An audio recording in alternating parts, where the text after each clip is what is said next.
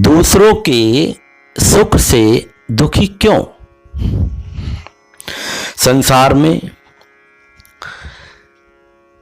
दुखी लोगों को लगता है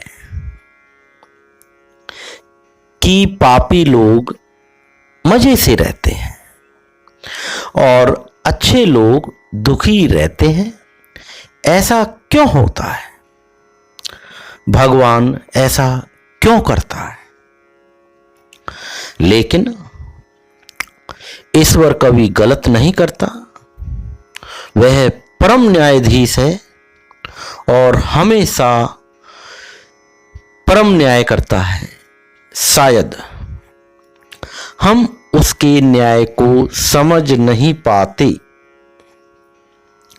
जैसे एक परिवार का लड़का जो कि काफी अमीर था, अपने गरीब मामा से मिलने उनके घर गया।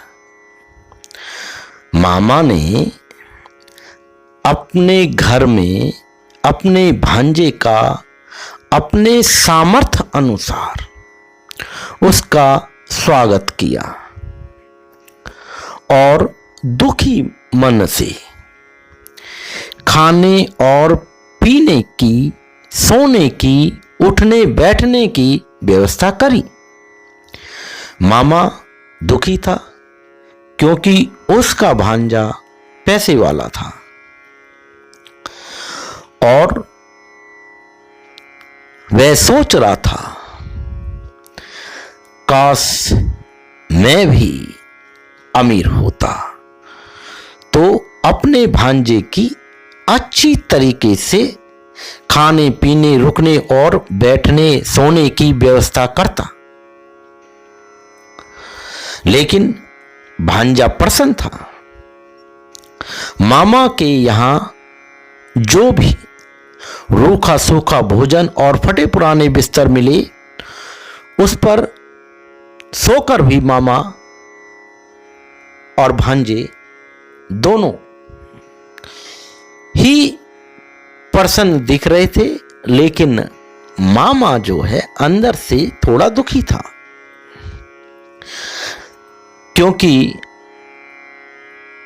मामा अपने गरीबी के कारण दुखी था और भांजे को मालूम था कि मामा की गरीबी मेरी नहीं है, मैं यहां कुछ दिन रुक कर चला जाऊंगा,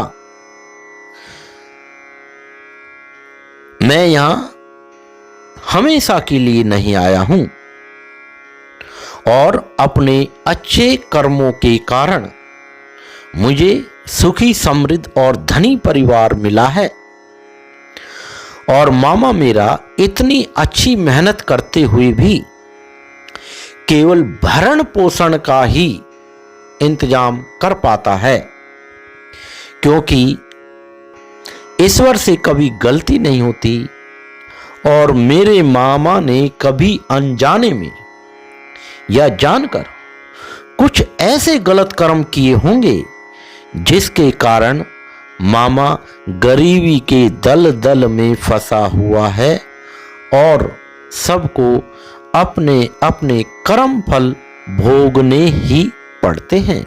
इसलिए अगर हम